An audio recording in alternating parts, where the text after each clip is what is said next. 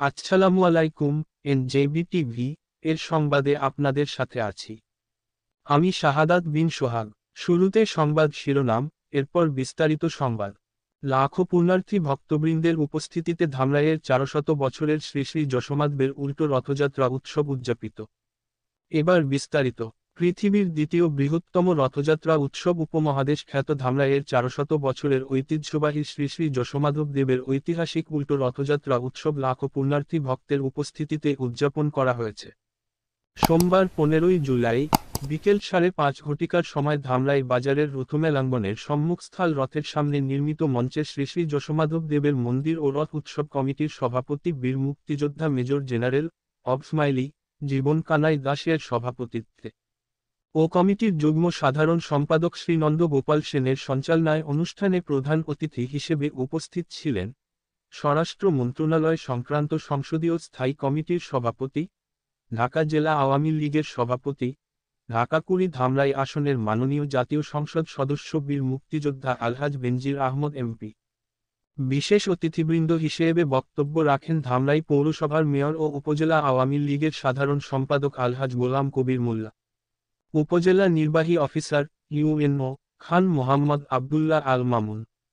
এ সময় আরও উপস্থিত ছিলেন ধামরাই থানার officer in charge OC Mohammad Sirajul Islam Sheikh PPM, Dhamrai উপজেলা পরিষদের ভাইস চেয়ারম্যান জুয়েল রানা, ধামরাই পৌরসভার প্যানেল মেয়র ও কাউন্সিলর মোহাম্মদ মুকছেদ আলী, ধামরাই পৌরসভার কাউন্সিলরবৃন্দ মোহাম্মদ আরিফুল ইসলাম, আমজাদ হোসেন, আমিনুল হাসান গার্নেল, শ্রী শ্রী যশোমাধব মন্দির ও রথ উৎসব কমিটির সহ সভাপতি শ্রী জগদীশ চন্দ্র সরকার, যুগ্ম সাধারণ সম্পাদক শ্রী দীনেশ পাল, কমিটির দপ্তর সম্পাদক ও ধামরাই উপজেলা প্রেসক্লাবের সহ সভাপতি সাংবাদিক শ্রী রণজিৎ কুমার পাল, মাবুক কর্মকর্তা শ্রী সমীর বরণ সরকার প্রমুখ।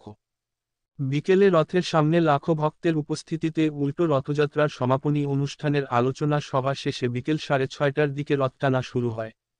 এই রথটি মূর্তি সমেত লাখো পুণ্যার্থী ভক্ত নর নারী পাটের রশি ধরে ধামরাই বাজারের রথমেলাঙ্গনের সম্মুখ থেকে প্রধান সড়ক দিয়ে টেনে পৌর এলাকার কায়েতপাড়া রথখোলায় নিয়ে যায়।